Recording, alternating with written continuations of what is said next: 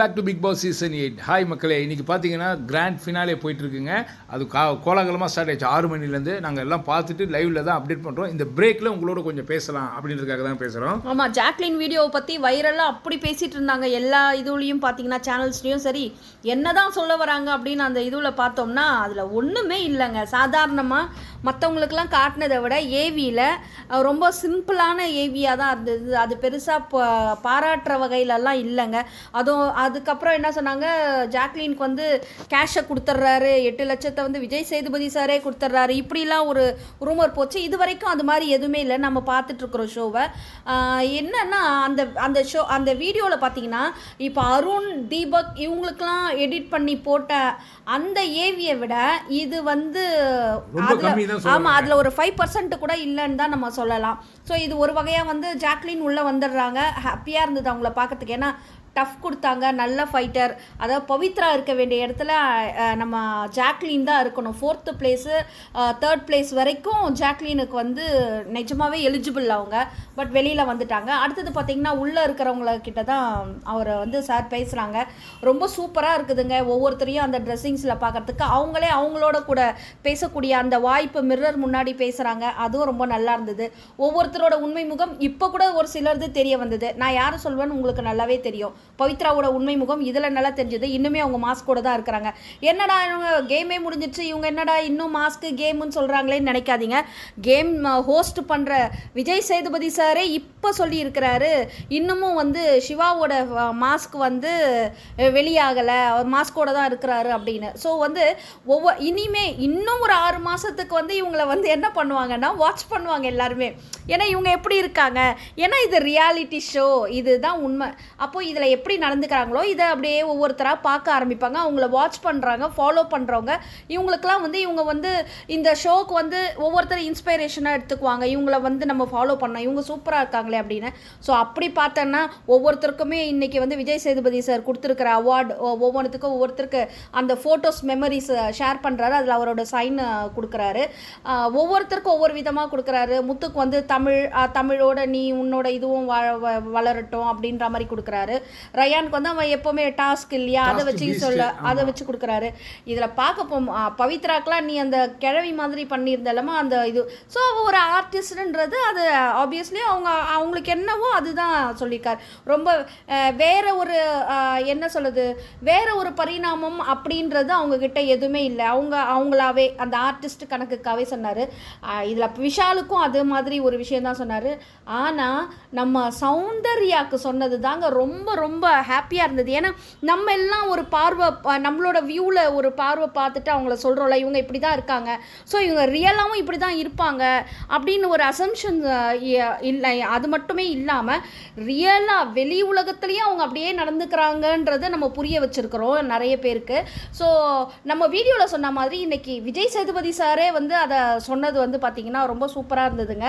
அவங்க வந்து அந்த குழந்தைத்தனமும் குறும்புத்தனமும் நிறைந்தவங்க தான் சௌந்தர்யா. அந்த ஒரு அவார்டு, அது ரிவார்டு, அது போதும்.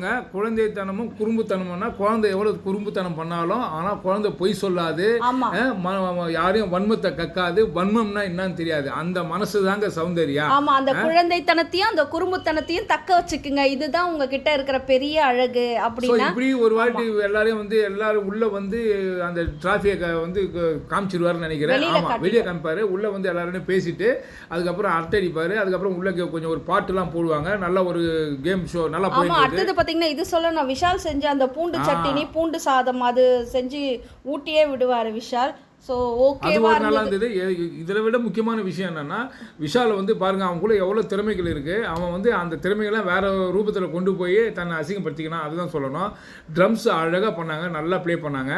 அதே தான் வெளியே வந்து இருக்கிற தர்ஷிகாவை சொன்னார். தர்ஷிகா வந்து நல்ல பிளேயரு, அவள் இடையில வந்து டிஸ்ட்ராக்ட் ஆகிட்டா, அதனால அவளை வந்து பாதை சதறி போயிட்டா. அதே மாதிரி இவனுக்கு ஜெஃப்ரிக்கு சொல்றாருங்க, ஜெஃப்ரி இப்போவே உன்னோட பாதையை வந்து ஒழுங்கு பண்ணிக்க. ஏன்னா ஜெஃப்ரியோட இப்போ இருக்கிற பழக்க வழக்கங்கள்லாம் இந்த ஃபில்ம் இண்டஸ்ட்ரீஸோட அப்படியே சேர்றத அவர் வந்து அவாய்ட் பண்ண சொல்றாரு. அவங்க அம்மாவோட பேச்சை கேட்க சொல்றாரு.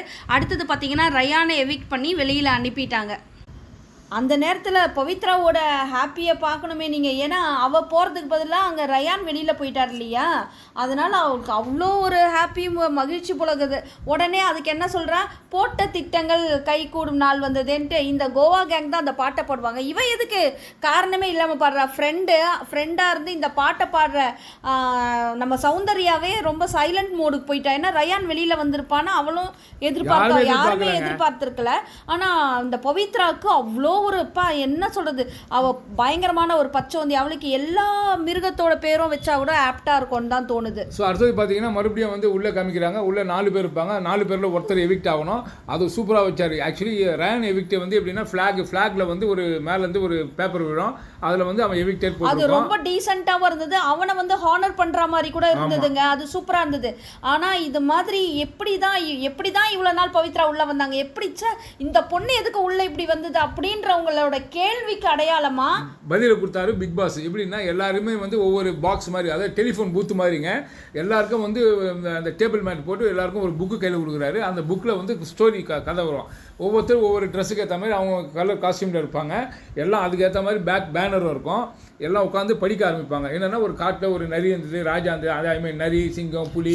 பிக் பாஸ் வீட்டுக்குள்ள இந்த மாதிரி மிருகங்களா யார் வளர்ந்தது, ஏன்னா உள்ள இருக்கிற மிருகங்கள் ஆட்டுக்குட்டிகள் அப்படின்னு ஒரு இது வந்து அந்த ஆட்டுக்குட்டிகள் தப்பிக்கிறதுக்காக ஒவ்வொரு மிருகங்கள் கிட்ட இருந்து எப்படி தப்பிக்குதுன்ற ஒரு ஸ்டோரி. அந்த ஸ்டோரி ரொம்ப நல்லா இருந்தது. இன்னொரு தடவை இந்த லைவ்லாம் முடிஞ்ச பிறகு அதை கேட்கணும்னு நமக்கே வந்து ரொம்ப ஆசையா இருக்கு. நீங்க யாராவது வந்து அதுல நல்லா கவனிச்சிருந்தீங்கன்னா நீங்களும் கமெண்ட் செக்ஷன்ல போடுங்க. இதுல பாத்தீங்கன்னா ஃபர்ஸ்ட் வந்து முத்துக்குமாருக்கு தாங்க. ஏன்னா எல்லாருமே ஒரே சப்ஜெக்ட் தான் படிப்பாங்க. அதில் முத்துக்குமாருக்கு வந்து அவங்க கேமரா நம்ம காமிக்கும் போது நரி தந்திர வேலைகள் பண்ணது நான் முத்துக்குமார். ஏன்னா நிறைய அந்த பிளான்லாம் போட்டு ஸ்ட்ராட்டஜி போட்டு யாரு காலி பண்ணணும், குழப்பத்தை உண்டு பண்ணி வெளியில வரும்போது அப்படின்னு காமிக்கும் போது முத்துக்குமாரனை வந்து ஃபோக்கஸ் பண்ணாங்க. ஸோ முத்துக்குமார் நரி தந்திர வேலைகள் பார்க்குறான்றதுக்கு தான் நாங்கள் அர்த்தமாக எடுத்துக்கிறோம். நீங்கள் என்ன எடுத்துக்கிறீங்க கமெண்ட்ல போடுங்க. அடுத்தது பார்த்தீங்கன்னா நம்ம சௌந்தர்யா காமிக்கிறாங்க. சௌந்தர்யாவுக்கு வந்து யானை பலம், யானை மாதிரி எல்லாத்துக்கும் தலையாட்டம் போகும் வரும், ஆனால் தன்னுடைய நிலைமையிலேருந்து மாறாதுன்ற மாதிரி அவளுடைய ஸ்டேட்மெண்ட் நல்லா இருந்தது. அதுக்கப்புறம் நம்ம விஷாலுக்கு வந்து ஆந்தே சொன்னாங்க. ஆந்தே மாதிரி எப்பவுமே இரவும் பகலும் அவர் கண்டென்ட் கொடுக்குறன்ற லவ் மூட்ல சுத்தின்னு இருந்தார் இல்லையா. ஸோ அதுதான் நாங்கள் எதிர்பார்க்குறோம். அந்த ஸ்டோரியில படிக்கும்போது அந்த ஆந்தை அப்படின்னு அந்த வேர்டு அவர் படிக்கும் போது அவரை ஃபோக்கஸ் பண்றாங்க. முயல் மாதிரி உள்ள சுத்தி திரிஞ்சுன்னு எகிரி குச்சின்னு இந்த பக்கமா அந்த பக்கமா எஸ்கேப் ஆயின்னு இங்க வந்து அங்க ஓடுறது, அங்க வந்து சிரிச்சே காய் நகர்த்துறது, இந்த பக்கமும் அந்த பக்கமும் அலக்கழிச்சு ஒரு மாதிரி சிரிச்சே காய் நகர்த்தி வந்தது அந்த முயல். என்னன்னா ஜம்ப் பண்ணி ஓடிடும், எங்க இருந்தாலும் எஸ்கேப் ஆயிடும். அதை காமிக்கிறாங்க. அதை பக்காவா ஃபோக்கஸ் பண்ணது யாரு பாத்தீங்கன்னா அந்த ஸ்டோரி முடியும் போது இந்த முயல் வந்து இந்த முயலின் கதை முடிந்தது அப்படின்னாங்க. அதுக்கு முடிஞ்சதுன்னு பச்சது யாரு பாத்தீங்கன்னா பவித்ரா. அதை சும்மா வச்சு செஞ்சிருக்காருங்க பிக் பாஸ்ங்க. செம்ம அப்படியே எங்களுக்குலாம் ரொம்ப மகிழ்ச்சியா இருக்கும், உங்களுக்கும் கண்டிப்பா மகிழ்ச்சியா இருக்கும். ஸோ இப்படி ஒரு வழியா பவித்ரா எவிக்ட் பண்றாங்க. அப்படிலாம் டீசென்ட்டா ஜாக்லின்லாம் வந்தது தரமான எவிக்ஷன் தான் சொல்லணும். அதெல்லாம் ரொம்ப ஹாப்பி. ஆமா, இது எவ்வளவுக்கு எவ்வளவு அந்த விஷமும் கிடையாது, விஷத்தனம் பாய்சன் மாதிரி இருக்கிற ஒரு. அப்ப கூட பாருங்க தான் எலிமினேட் ஆயிடுச்சு, வெளியே வந்துச்சு. சரி நீங்க போய் சென்ட் ஆஃப் பண்ணிட்டு வாங்கன்ட்டார் பிக் பாஸ். டிராஃபியை கையில கொடுத்துட்டு அனுப்புறாருங்க. அப்ப கூட என்ன சொல்லுது, ஏய் பிக் பாஸ் நான் உங்களை மிஸ் பண்றேன், பிக் பாஸ் எங்க வீட்டை மிஸ் பண்றேன் சொல்லிட்டு எல்லாரும் இருக்கிறாங்க. அந்த 3 பேரும் வீட்டெல்லாம் சுத்தமா வச்சுங்கிறாங்க. என்னமோ இந்த மாதிரி சுத்தத்தின் பிரதிபலிப்பு மாதிரி. அப்ப அது வெளியே போகும்போது கூட சும்மா அது ஏமாத்துறது, அதாவது அட்டென்ஷன் சீக்கிங். அது நம்ம செய்யற மாதிரி நம்ம பண்ற மாதிரி அவங்க பெரிய சீரியல் நடிகை இல்லையா. ஸோ அவங்களுக்கு தெரியும் எந்த இடத்துல எப்படி பேசணும், எப்படி நம்மளை பார்ப்பாங்க, என்ன செய்யணுன்றது அவங்களுக்கு நல்லாவே தெரியுது. அது மாதிரி தான் இவ்வளோ நாள் உள்ளே இருந்தாங்க. இப்போவும் அதே ட்ராமாவை ஃபாலோ பண்ணுறாங்க. பவித்ரா, நீங்கள் இருக்கிற இந்த 20 பேரை நீங்கள் ஏமாத்திருக்கலாங்க. வெளியில் இருக்கிற அத்தனை பேரும் உங்களை எந்த வகையில் பார்த்துருக்குறாங்கன்னு நீங்கள் வெளியில் வந்தீங்கன்னா அதை தெரிஞ்சுக்குவீங்கன்னு இருந்தது. அடுத்தது பார்த்தீங்கன்னா அவங்க ரொம்ப ஹாப்பியாகவே ரயான் இல்லை நம்ம வெளில வந்துட்டாங்க. ஸ்டேஜில் வந்ததையும் விஜய் சேதுபதி சார் அப்படியே சொல்லிடுறாரு, உங்களை வந்து மக்களோட கேள்வியா இது இருக்குது, என்னதான் கேட்கணும் அப்படின்னு. ஆமா, எப்படி இவங்க இவ்வளவு நாள் உள்ள இருக்காங்க, என்ன பண்றாங்க பவித்ரா, என்ன பண்ணாங்க இவ்வளவு நாள் உள்ள இருக்காங்க அப்படின்ற மாதிரி கேள்வி இருக்குது அப்படின்னு சொன்னதையுமே அதுக்கு முன்னாடி வரையும் கேட்கறாரு, என்ன நீங்க ஃபீல் பண்றீங்கன்னு அதை கேட்கறாரு. அதுக்கு என்ன சொல்லுது பவித்ரா, நான் இதை எக்ஸ்பெக்ட் பண்ணலையா அம்மா, நீ இவ்வளவு நாள் வருவேன்னு யாருமே எக்ஸ்பெக்ட் பண்ணல. ஏதோ ஒரு உள்ள ஏதோ சொன்ன முயல் மாதிரி அங்கங்க பதுங்கி உள்ள உட்காந்துட்டு இருந்த நீ எல்லாம் வந்து ஃபர்ஸ்ட் 3வது வாரம் 4வது வாரமே போக வேண்டிய வேலை. அது அது உள்ள இருக்கிறவங்க உன்னை கண்டுக்காம விட்டதுனால நீ தப்பிச்சு. ஆமா, கண்டுபிடிக்க முடியாதபடி ஒரு விளையாட்டை விளையாடி இருக்கா. அது ரொம்ப கைத்தேர்ந்த திருடர்கள், நடிகர்களால தான் முடியும். நீ கைத்தேர்ந்த நடிகைன்றது இதுல பேர் கிடைக்குதுமா உனக்கு. இதை தான் ரயான் ரொம்ப நாளா ட்ரை பண்ணிட்டே இருந்தான், உன்னை கண்டுபிடிக்கணும். லாஸ்ட்ல அவனையும் ஏமாத்திட்டேன், எல்லாரையும் கண்டுபிடிச்சா ரயான், உன்னை கண்டுபிடிக்க முடியல. இதுக்கு ஏன் சொல்ல வரேன்னா, இப்போ இது வந்து அந்த அம்மா வந்து கப்பை எடுத்து கையில குத்துருங்கப்பா அப்படிதான் இருக்கணும். அந்த பழைய டிராஃபிக் கையில குத்து வெளியே அமிச்சிட்டு உட்காருமா. ஆமா, எங்களுக்கு என்னன்னா இவ வந்து அந்த கப்பை தொடர்றது கூட டிசர்வ் கிடையாது, இப்படியா வெளியில வந்துட்டாங்க. ஆனாலும் இந்த கேள்விக்கு வந்து மக்கள் கேட்ட கேள்விக்கு அவளோட பதில் என்னவா இருந்தது, பொறுமையா இருந்தாங்களாம். அந்த பொறுமையை மீட்டர், அந்த நடுவுல இருந்த மீட்டர் மாதிரி இந்த பக்கமும் பண்ணாம கோவமும் படுத்தாம ஒரு மாதிரி கொண்டு வந்ததுனால தான் இப்ப வெளியில வந்துட்டேன். இன்னும் நான் ஃபைட் பண்ணியிருந்தேன்னா இன்னும் வேற பிளேஸ் அந்த மாதிரி எதிர்பார்க்குறாங்க. நீங்க விளையாட்டை வெளியில இருக்கிறவங்க பார்த்தாங்க. போய் நீ இனிமே போய் வீட்டில் போயிட்டு உன் டிவியில் உட்காந்து பாருமா அப்படிதான் சொல்லணும். ஏன்னா உன் விளையாட்டு வந்து உனக்கே தெரியும், உன்னை எப்படி அசிங்கம் பண்ணி வெளியே அனுப்பிச்சிருக்காருன்றது நீ போய் பாரு. உன் எவிக்ஷன் எவ்வளோ கேவலமாக இருந்ததுன்றது அதை வந்து அழகாக நாசுக்காக பண்ணாரு பிக் பாஸுக்கு ஒரு ஹேட்ஸ் ஆஃப். அடுத்தது பார்த்தீங்கன்னா உள்ள இருக்கிற அந்த 3 பேர் வின்னிங் கண்டஸ்டன்ட்ஸ், இதுக்கு கப்பத்தோட தகுதியானவர்கள். ஆமா, தகுதியானவர்கள் தான் உள்ள இருக்காங்க. இப்படியே சொன்னாரு சார். பிக் பாஸும் அப்படிதான் சொன்னாரு, அடையாளப்படுத்தினாரு. அது ரொம்ப மகிழ்ச்சி. இந்த 3 பேர்ல யாருக்கு கப்பு கிடைச்சாலும் ஓகே அப்படின்ற மாதிரி மனநிலைமை நமக்குமே வந்தது. உள்ள இருக்கிற அந்த 3 பேர், சௌந்தர்யா, முத்துக்குமரன், விஷால், 3 பேருக்குமே அப்படிப்பட்டதான ஒரு நல்ல மனநிலைமையில, ஆரோக்கியமான மனநிலைமையில அவங்க இருந்ததை பார்க்க முடிஞ்சது, பேசுனதையும் பார்க்க முடிஞ்சது. அவங்க என்ன சொல்றாங்க, இப்போ வந்து உள்ள வந்து ஆக்டிவிட்டி ஏரியால கப்பு வச்சிடுறாரு. ஸோ கப்பு நமக்கு தேவை, எனக்கு தேவை அப்படின்றத நீங்க போய் கேளுங்க அப்படின்னு பேசுங்க. அது ரொம்ப டான்ஸ் சீக்வன்ஸ் மாதிரி வச்சு பட்டர்ஃப்ளைஸ் மாதிரி ஒரு டான்ஸ் பண்ணி ஒரு 2-3 மினிட்ஸ்க்கு பண்ணி இவங்க போயிட்டு ஒவ்வொருத்தரா அந்த கப்பு கிட்ட பேசுறாங்க. அந்த இடத்துல முத்துக்குமாரன் அப்பா அளவா பேசினாரு, நான் வந்து ரொம்ப டிசர்வ் அப்படி இப்படின்னு பேசிட்டாரு. அவரும் சூப்பராக நல்லா இருந்தது. கொஞ்சமா பேசுனது ரொம்ப அருமையா இருந்தது. அடுத்தது பார்த்தீங்கன்னா விஜய், விஷால், நான் உனக்கு பண்ணியிருக்கேன், நீ என்கிட்ட வா அப்படின்றது கேட்டது. எப்போவுமே குவாலிட்டி அப்படின்னும் போது சௌந்தர்யாவை அடிச்சுக்கவே முடியாதுங்க. குவாலிட்டி அப்படி, குவான்டிட்டி கிடையாதுங்க, குவாலிட்டி. அந்த குவாலிட்டி, குட் குவாலிட்டி, அதை இந்த கான்டாக்ட் சர்டிஃபிகேட்லாம் கொடுப்பாங்களே, அது இந்த பொண்ணு ரொம்ப நல்ல பொண்ணுப்பா அப்படின்னு உண்மையாகவே நிஜமாக மனப்பூர்வமாக கொடுக்கலாம். ஒவ்வொரு இடத்துலையும் அதை நிரூபிச்சுட்டே இருக்கிறவங்க தான் சௌந்தர்யா. இந்த இடத்துலையும் கப்புக்கிட்ட அவங்க அப்படி தான் பேசுகிறாங்க. நான் கொஞ்சம் பண்ணியிருக்கேன், நான் அதுக்கு டிசர்வாக இருந்தால் மட்டும் நீ என்கிட்ட வா, நான் வெளியில் தோல்வியெல்லாம் பார்த்துருக்கேன், அதனால் இப்போ நீ என்கிட்ட வேணும்னு நான் கேட்கல, நான் என்ன பண்ணியிருக்கணும் அதுக்கான தகுதியான பரிசு எனக்கு கிடைச்சா போதும், நான் அப்படி டிசர்வாக இருந்தால் நீ என்கிட்ட வா அப்படின்ற எனக்கு வருத்தம் கிடையாது.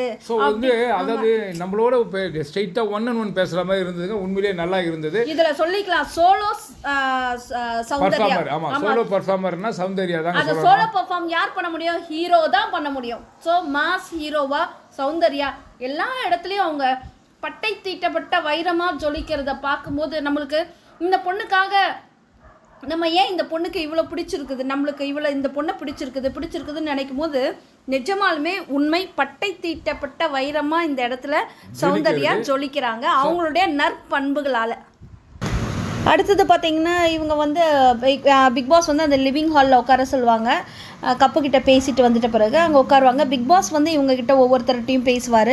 இவங்க இவ்வளோ நாள் எப்படி இருந்தாங்க, அவருடைய நினைவுகளையும் இவங்களதையும் ஷேர் பண்ணிக்கிறாங்க. ஒவ்வொருத்தரையும் அவர் வந்து வாழ்த்தி சொல்கிறாரு. நீங்கள் வெளி உலக வாழ்க்கைக்கு உங்களுக்கெல்லாம் ஆல் தி பெஸ்ட் சொல்கிறாரு. அதில் திரும்பவும் அவரும் சொல்கிற விஷயம் என்னென்னா, அந்த சௌந்தர்யா கிட்ட இருக்கிற அந்த குழந்தைத்தனத்தை வந்து அப்படியே கண்டினியூ பண்ணுங்க நீங்கள் அப்படின்றாரு. ஸோ குழந்தைத்தனம் இருந்தால் கண்டிப்பாக திரும்பவும் பதிவு பண்ணுறோம், குழந்தைத்தனம் இருந்தால் கள்ளத்தனம் இருக்காது, கேடு நினைக்காது, மற்றவங்களுக்கு வன்மம் இருக்காது, அதுக்கிட்ட பொய் சொல்ல தெரியாது, பொய் சொன்னாலும் அதை என்ன பண்ணுறது அது சும்மா விளையாட்டுக்கு சொல்கிறதா தான் இருக்கும்.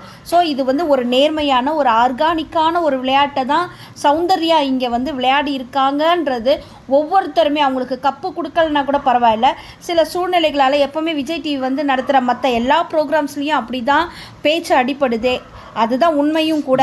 ஏன்னா அவங்களோட டிஆர்பிக்காக கொஞ்சம் இப்படி இருக்கிறவங்களுக்கு கொடுத்தா அவங்களோட டிஆர்பி அப்படியே மேலே வந்துடும் அப்படின்ற மாதிரி இருக்கிறவங்களுக்கு அவங்க கப்பு கொடுப்பாங்க. எப்போவுமே வந்து அந்த கப்புக்கு உரியவங்களுக்கு என்றைக்குமே வந்து விஜய் டிவி கொடுத்ததே கிடையாது. இதுதான் உண்மைன்னு வச்சுக்கோங்க. அதனால தான் இந்த தடவை கூட முத்துக்குமாரை வந்து அவங்க ஏன் முத்துக்குமாரை தேர்ந்தெடுத்துருக்காங்கன்னா, முத்துக்குமார் நல்ல ஒரு பேச்சாளர், பேச்சு திறமை இருக்குது. அதனால் அவங்க பண்ணுற இனிமேல் ஷோஸுக்கு எல்லாம் பார்த்தீங்கன்னா இப்போ இந்த என்ன ஈரோடு மகேஷ், மதுரை முத்து அந்த மாதிரி உள்ளே இழுத்துப்பாங்க. இவங்களுக்கு அடுத்தது இப்போ இவங்கெல்லாம் இல்லை, எல்லாருக்கும் வயசாகுது இல்லையா, ஃபீல்ட் அவுட் ஆகுறாங்க. அதனால் வந்து இவரை உள்ளே யூஸ் பண்ணிக்கிறதுக்காகவும், அடுத்தது பார்த்திங்கன்னா இவருடைய பரிதாப நிலையை வந்து இவங்க யூஸ் பண்ணி இவங்களோட டிஆர்பியை ஏற்றிக்கிறதுக்காக தான் முத்துக்குமாருக்கு இந்த கப்பை வந்து அவங்க கொடுக்குறாங்கன்றது இதுதாங்க.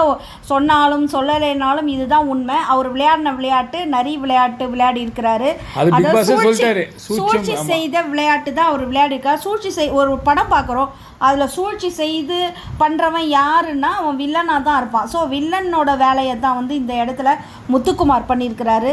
ஒரு இன்னசென்ட்டாக ஒரு நல்ல ஒரு ஹீரோயினாக, நிஜமாகவே ஒரு ஹீரோயினாக பண்ணியிருக்காங்க நம்ம சௌந்தர்யா. இதில் கொஞ்சம் என்ன சொல்கிறது, ஹீரோவும் இல்லாமல் வில்லனும் இல்லாமல் ஒரு நல்ல அந்த டூயல் ரோல் பண்ண மாதிரி விஷால் வந்து பண்ணியிருக்கிறார். ஏன்னா அவரோட கேரக்டரே அப்படி தான் இந்த இடத்துல அவராக தெரியப்படுத்தி இருக்கிறாரு. ஸோ இப்படி ஒரு வழியாக 3 பேரையும் வந்து ஸ்டேஜுக்கு கூப்பிட்டாங்க. இப்போ 3 பேரும் வந்து பேசிகிட்டு இருக்கிறாங்க அவங்கவுங்க பேரண்ட்ஸோட. அப்பப்போ பாருங்கள், அந்த முத்துக்குமார் பேரண்ட்ஸ் வந்து மறுபடியும் தான் பிள்ளை அப்படி உயர்ந்தவர், நல்லவர், அறிவாளின்ற மாதிரி அந்தமாக பேசுது. அது உண்மையிலேயே அது வந்து ரொம்ப இரிட்டேட் ஆகுது. அப்போ மற்றவங்களாம் மக்கு பிள்ளை, இவரு தான் செல்ல பிள்ளைன்னா உங்க பிள்ளைய வீட்டோட வச்சுக்கணும். அப்படி இல்லைங்க, அவங்க வந்து ஸ்டேஜில் அவர் விஜய் சேதுபதி சார் கேட்குற கேள்விக்கே அது புரியாம இவங்க வந்து மனப்பாடம் பண்ணிட்டு ஆமா. இதுல வேற அங்க கேட்கும்போது சௌந்தர்யா சொல்லுவாங்க மேடையிலேயே, உங்க பையன் நல்லா மண்டையை கழுவுவான் அப்படின்னு. இல்லம்மா உங்களுக்கு புரியாத புரிய வைக்கிறான், நீ எதுக்கு புரிய வைக்கிற? பிக் பாஸ் ஒரு விஷயம் சொன்னாருன்னா பிக் பாஸ்க்கே புரிய வைப்பான் உங்க பையன். ஸோ இப்படி தான் இருக்கிறான் முத்துக்குமார், இதுதான் சொல்லணும். ஏன்னா விஜய் சேதுபதியே நிறைய நல்லா பேசுகிறீங்க, ஆனால் வந்து லேகாக போவதுக்கு ஷார்ட்டாக பேசுங்கன்னு. ஏன்னா அவனுக்கு நிறைய இந்த மேடை பேச்சில் பேசி எதனா முடிக்கும் போது ஒரு பாயிண்ட் எடுப்பாங்க, இன்னொருத்தர் சொல்லும் போது அந்த பாயிண்ட் எடுப்பாங்க, அது வெளியே காமிங்க. ஸோ இதில் காமிக்க கூடாதுதான் எங்களுடைய விஷயமா ஆதங்கமாக சொல்கிறோம். ஏன்னா எல்லாருமே கண்டஸ்டன்ஸுங்க, எல்லாருமே ஈக்குவல் ரைட்ஸ் இருக்குது. அதெல்லாம் விட இவர் என்னமோ பிக் பாஸுக்கு செல்ல பிள்ளைன்ற மாதிரியும், வீட்டுக்கு பிக் பாஸுக்கு வந்து இவர் வந்து என்ன சொல்கிறது பிஏ மாதிரியும்ன்ற வேலையை தான் இவர் பிக் பாஸ் வீட்டுக்குள்ள பாருங்க. ஆமாம், இதில் பாருங்கள், அதுவும் விஷால் அப்பா அம்மாவோட பேசுவாங்க. விஷால் கூட இல்லை, அவன் கொஞ்சம் ரகடாக தான் இருந்தான், அவன் வீட்டில் இருக்கிற மாதிரி தான் வெளியே இருக்கிறான்.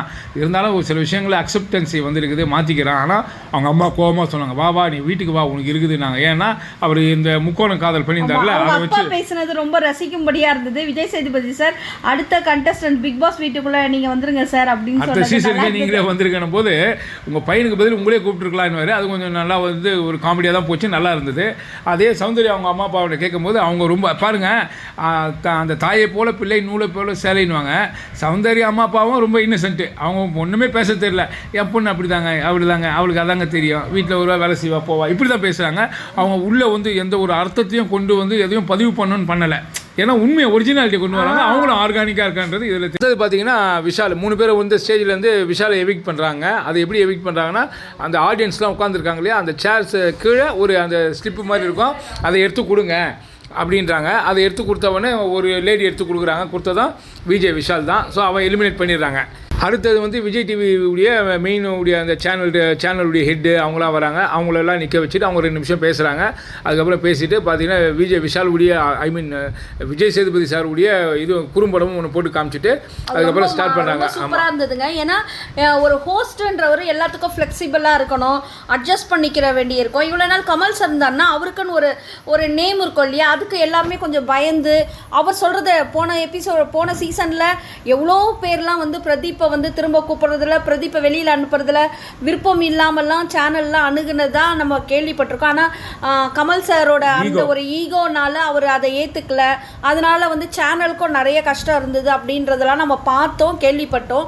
ஸோ அது மாதிரியான ஒரு சந்தர்ப்பங்கள் சூழ்நிலைகள் இல்லாமல் இவர் வந்து ரொம்ப ஃப்ரெண்ட்லியாக அந்த மாதிரி இவர் கூட ஒர்க் பண்ணவங்க எல்லாருமே கிட்டத்தட்ட மோர் தென் 500 பீப்புள் ஒர்க் பண்ணியிருக்காங்க. அந்த பேக்கில் இவங்களுக்கு பின்னாடி பிக் பாஸ்க்கு பின்னாடி ஒர்க் பண்ணவங்க எல்லாருமே செம்ம ஜாலியாக சேனலுடைய ஹெட்டே சொல்றாரு அவ்வளோ. அப்போ என்னன்னா கமல் சார் அவர் ஒரு கண்ட்ரோலில் வச்சிருந்தாரு. அதுதான் வந்து இதில் வந்து மறைமுகமாக இப்போ வந்து அவங்களோட வேலையை அவங்க ஃப்ரீயா அவங்களுக்கு பண்றதுக்கு சேனல் ஒரு முடிவு எடுத்தா அதுல வந்து எந்த தலையீடுமே இல்லாம இருந்ததுக்கும் இவரோட கருத்துக்களும் அவங்களுக்கு ஏத்துக்கிற வகையில இருந்ததா அவர் சேனல் ஹெட் சொல்றாரு. பிளஸ் வந்து என்ன சொல்றது, விஜய் சேதுபதியோட அந்த ஏவி போடும்போது ரொம்ப சூப்பரா இருந்தது பாருங்க. விஜய் சேதுபதி சாரோட அந்த ஒரு பெருந்தன்மை பாருங்க. கமல் சார் வந்து அவர் எவ்வளோ ஒரு பெரிய ஒரு ஜாம்பவான்னு சொல்லலாம். அவர் தான் 7 சீசனை வந்து தொகுத்து வழங்கியிருக்கிறாரு. அவர் போட்ட இந்த பாதையில் ஈஸியாக என்னால் வந்து இந்த பிக் பாஸ் ஷோவை வந்து ஹோஸ்ட் பண்ணுறதுக்கு ரொம்ப ஈஸியாக இருந்ததுன்னு சொல்கிறாரு. ஒருத்தர் செஞ்ச அந்த விஷயத்தை வந்து சொல்லி பெருமைப்படுறதும் சிலாய்க்கிறதும் அந்த பாதையில் நடக்கிறதையும் பெருமிதமாக பேசும்போது இவருடைய பெரிய உயர்ந்த பண்பு அந்த இடத்துல தெரிஞ்சிச்சு. இதில் வந்து என்னன்னா எல்லாருமே வந்து விஜய் சேதுபதி சார் வந்து கமல் சாருக்கு ரொம்ப நன்றி சொன்னார். ஏன்னா பழைய மறக்கக்கூடாதுன்ற விஷயம் தாங்க இது. ஒரு வழியாக பார்த்தீங்கன்னா சௌந்தர்யாவும் நம்ம முத்துக்குமார் தான். அதுக்கப்புறம் வந்து ரொம்ப லேகாக எடுக்காமல் டக்குன்னு வந்து முத்துக்குமரன் கையை தூக்கிட்டாரு. முத்துக்குமரனுக்கு 41 லட்சம், 40,50,000 ஏற்கனவே ஒரு 50,000 எடுத்துருக்கிறான். ஸோ 41 லட்சம் கேஷ் மணி வாங்கியாச்சு. அதுக்கப்புறம் அவங்க ஒர்க் பண்ணது தான். அந்த நேரத்திலேயே சௌந்தர்யா கிட்ட அவர் வந்து பேசுறாரு. அதுக்கு முன்னாடி ராணவ் கிட்ட பேசும்போது அவர் சொல்லுவாரு, இது மாதிரி அடிக்கடி ஒருத்தர்கிட்ட கான்வர்சேஷன் வச்சுக்கிறோன்னா அவங்கள பிடிச்சிருக்குதுன்றனால தான் கான்வர்சேஷன் வச்சிருக்கோம்.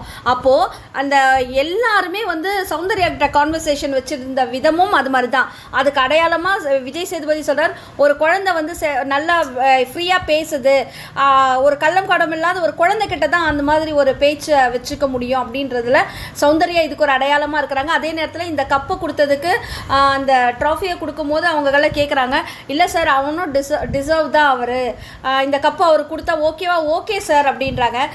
முத்துக்குமார் வந்து ரொம்ப ஃப்ரீயாக தான் இருந்தார். ஏன்னா அவருக்கு ஏற்கனவே தெரியும் நிறைய விஷயங்கள். என்ன சொல்றாங்க, நிறைய சொம்புகளை வந்து சொம்படிச்சது இல்லை, அதனால அவனுக்கு தெரியும் உண்மை முகம் வெளிப்பட்டதாங்க. ஆமாம், அதனால தெரியும். அவர் வந்து ரிலாக்ஸ்டாக தான் இருந்தார். ப்ளஸ் வந்து இது நிறைய பேர் இன்னும் என்ன சொல்கிறாங்க, ஆளை செலக்ட் பண்ணி தான் இந்த ஷோவே தொடங்கினாங்க அப்படின்லாம் சொல்கிறாங்க. எது எப்படியோங்க, ஒருத்தர் அவங்களா தீர்மானித்து ஒருத்தருக்கு கொடுத்துருக்காங்க. ஓரளவுக்கு அவர் சொன்ன மாதிரி உழைப்புகள்லாம் போட்டிருக்கிறாரு. யோகா எப்படி பண்ணணும் அப்படின்றதெல்லாம் நம்மளுக்கு சொல்லி கொடுத்துருக்கிறாரு. ப்ளஸ் வந்து லாஸ்ட் டைம்லலாம் கொஞ்சம் ஃபன் பண்ணி கொடுத்துருக்கிறாரு. அவங்க அம்மா பேசும்போது ரொம்ப பெருமை, ஒரு தாய் தகப்பன் எப்படி பேசுவாங்க தன் பிள்ளைய அப்படின்றதுக்கு ரொம்ப அடையாளமாக சொன்னார். இன்னொரு விஷயம் இதை சொல்லும் போது மறந்துட்டேன் பாருங்கள், விஜய் சேதுபதி சார் சொன்னார். அதுக்குள்ளே அவர் இங்கே பேசிகிட்டே இருக்கும்போது முத்துக்குமரன் என்ன பண்ணிட்டாரு, சௌந்தர்யா கிட்ட போயிட்டு பேசிட்டு கப்பை சௌந்தர்யா கிட்ட ஷேர் பண்ணிக்கிட்டாரு. அது ரொம்ப சூப்பராக இருந்தது. அதுக்குள்ளே விஜய் சேதுபதி சார் என்ன சொல்கிறார், அதுக்குள்ளே உன் ட்ராமாவை ஸ்டார்ட் பண்ணிட்டியா, இதெல்லாம் ஸ்ட்ராட்டஜியா அப்படின்னது. ட்ராமா அண்ட் ஸ்ட்ராட்டஜி போட்டு கன்னிங்கான ஒரு வேலையை பண்ணி அந்த முதல் இடத்துக்கு வந்திருக்கிற முத்துக்குமாரனுக்கு ஒரு விஷயம் பார்த்தீங்கன்னா, அப்போ கூட சௌந்தர்யா என்னம்மா சௌந்தர்யா நீ வாங்கிக்கணா சார். ஆக்சுவலி அவர் ஒன்று சொல்லுவா, இந்த கப்பு இது எனக்கு தான் கிடைக்கணும், ஆனால் எனக்கு கச்சா கூட எங்கள் அப்பா அம்மா மேலே வந்தாங்கன்னா பிடிங்கி அவங்கள தான் குத்துருவாங்க.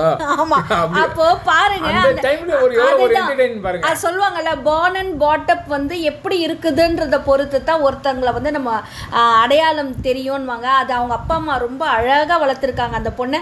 அந்த பொண்ணும் அந்த வீட்டுக்கு ஏற்ற ஒரு நல்ல பொண்ணா நல்ல பண்புகளோட இந்த பிக் பாஸ் சீசன் 8க்குள்ள வலம் வந்ததை யாருமே மறக்க முடியாது. ஆமா, இதில் ஒரு வழியாக பார்த்தீங்கன்னா சௌந்தர்யாவுக்கு கொடுத்தது எங்களுக்கு ரன்னர் ஓகே தான், ஏன்னா முத்துன்னு டிசர்வ் ஆயிடுச்சு. ஆனால் சௌந்தர்யாவுக்கு கொடுத்ததை தான் நாங்கள் எதிர்பார்த்தோம். பரவாயில்ல, இதுவே எங்களுக்குள்ள நமக்கு உங்களுக்கு எல்லாருக்கும் வெற்றி தான். ஏன்னா அதுக்கு உள்ள இந்த வன்ம கும்பல்லாம் இந்த கேங்கெல்லாம் பார்த்து வைத்தறிச்சல் பிடிச்சதுங்க, அப்படி இருந்ததுங்க. ஆனால் முத்துக்குமார் கிடைச்சதை மகிழ்ச்சியாக ஏற்றுக்கிறது பார்த்தீங்கன்னா நம்ம சௌந்தர்யா தான் இப்படி சொல்லணும். ஆக மொத்தம் இந்த ஒரு வழியாக இதை வந்து இந்த கம்பெனியை இப்போதைக்கு ஊற்றி மூட்டாங்க. இனிமேல் 9வது எபிசோடு சீசன் ஸ்டார்ட் பண்ணும்போது உங்களை மீட் பண்ணுவோம். இடையில எதனா வந்து போடணும் அப்படின்னா நீங்க வந்து சொல்லுங்க. இடையில யாராவது இன்டர்வியூ எடுத்தாலும் உங்களுக்கு நான் அப்டேட் பண்றேன். ஆமா, நாங்க சௌந்தர்யாவை மீட் பண்ணி பேசலாம் அப்படின்ற ஒரு ஐடியாலாம் இருக்குது. பார்க்கலாமா, அதுக்கு சான்ஸ் கிடச்சிச்சுன்னா கண்டிப்பாக. ஏன்னா அவங்க சாதாரணமாகவே அவங்கக்கிட்ட பேசணும், அந்த ஃப்ரெண்ட்ஷிப்பை வச்சுக்கணும்னு சாதாரண மக்கள் கூட விரும்புகிறாங்க. சாதாரணமாக நம்ம சேனலில் வந்து சவுண்டுன்னு எல்லாருமே இந்த கமெண்ட் போடும்போது எல்லாருக்குமே அது ஒரு நல்ல ஒரு விஷயம். அதனால ஒரு எக்ஸ்க்ளூசிவ் இன்டர்வியூ வந்து சௌந்தர்யாவை எடுக்கிறோம். ஸோ அதுக்கப்புறம் உங்களை நாங்கள் மீட் பண்ணுறோம். அதுக்கான முனைப்பு இருக்கு, பார்க்கலாம் அது எவ்வளவு தூரம் வந்து சக்ஸஸ் ஆகுதுன்னு பார்க்கலாம்.